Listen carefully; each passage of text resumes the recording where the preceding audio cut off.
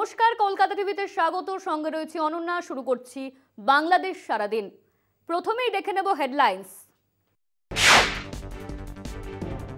দ্বাদশ জাতীয় সংসদ নির্বাচনকে ত্রুটিপূর্ণ বলেনি মার্কিন যুক্তরাষ্ট্র। তারা বর্তমান সরকারের সঙ্গে সম্পর্ক অব্যাহত রাখবে বলেছেন ওবায়দুল কাদের।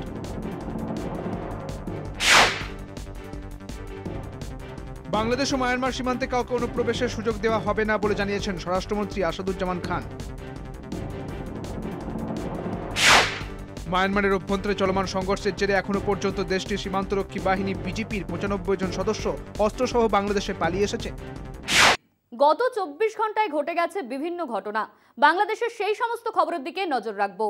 বাংলাদেশ আওয়ামী লীগের সাধারণ সম্পাদক এবং সড়ক পরিবহন ও সেতু মন্ত্রী ওবায়দুল কাদের বলেছেন, দ্বাদশ জাতীয় সংসদ নির্বাচন ত্রুটিপূর্ণ বলেনি মার্কিন যুক্তরাষ্ট্র। তারা বর্তমান সরকারের সঙ্গে সম্পর্ক অব্যাহত রাখবে, দুদেশের স্বার্থ এখানে আছে। রবিবার দুপুরে সচিবালয়ের নিজ দপ্তরে সাংবাদিকদের সঙ্গে মত বিনিময়কালে এই কথা বলেন মন্ত্রী। নির্বাচনের পর ম্যাথিউ মিলার বক্তব্যে দু ধরনের কথা বলেছে। একটি অবাধ সুষ্ঠু নির্বাচন হয়নি, সেখান থেকে সম্পর্ক রাখা হবে এবং সম্পর্ক রাখার অঙ্গীকার আছে এবং সেটা করা যাবে বলে জানান মন্ত্রী। পিটার যেটা বলছে, এটা ম্যাথিউ মিলার যেটা আগে বলছে, ওই একই বক্তব্য।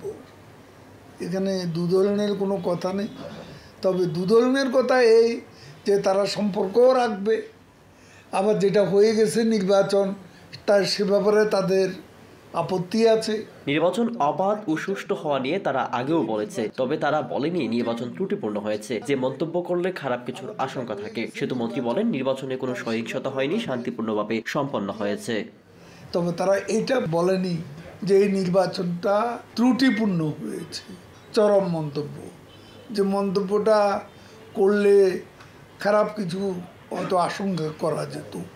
নির্বাচন যতটা তারা অবাধ সুষ্ঠু ভাবছিল, তাদের মতে এটা অবাধ সুষ্ঠু হয়নি। আমরা তো মনে করি এর চেয়ে আর অবাধ সুষ্ঠু নির্বাচন কি হবে আমরা তো জানি না। আমাদের দেশে এই ইলেকশনটা এত শান্তিপূর্ণভাবে শেষ হলো। এখন বিএনপি একটা দল, তাদের সমমনারা ইলেকশন করতে আসলো না, সেই জন্য ইলেকশন খারাপ হবে, এটা তো মনে করার কোনো কারণ নেই।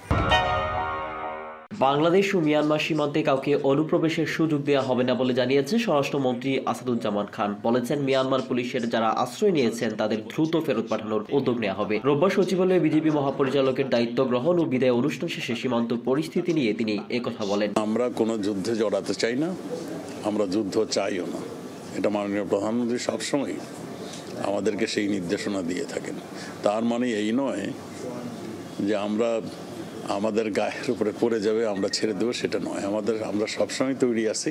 মিয়ানমার সেনাবাহিনী ও আরাকান আর্মির মধ্যে গোলাগুলির ঘটনায় আতঙ্ক ছড়িয়েছে সীমান্তে। এ অবস্থায় উদ্বিগ্ন বাংলাদেশের স্বরাষ্ট্র মন্ত্রণালয়ও। বাংলাদেশে আশ্রয় নেয়া মিয়ানমারের সীমান্তরক্ষী বাহিনীর সদস্যদের ফেরত পাঠানোর বিষয়ে স্বরাষ্ট্রমন্ত্রী বলেন, পররাষ্ট্র মন্ত্রণালয়ের মাধ্যমে মিয়ানমারের সাথে যোগাযোগ চলছে যাতে তারা এদেরকে নিয়ে যায়। মিয়ানমার থেকে যেন কেউ বাংলাদেশে প্রবেশ করতে না পারে সে বিষয়ে বিজিবিকে নির্দেশনা দেওয়া হয়েছে এবং পুলিশ বাহিনী ও কোস্টগার্ডকে সতর্ক করা হয়েছে বলে জানান স্বরাষ্ট্রমন্ত্রী। পররাষ্ট্র মন্ত্রণালয়ের মাধ্যমে মায়ানমারের সঙ্গে যোগাযোগ করছেন যাতে তারা এদেরকে নিয়ে যান।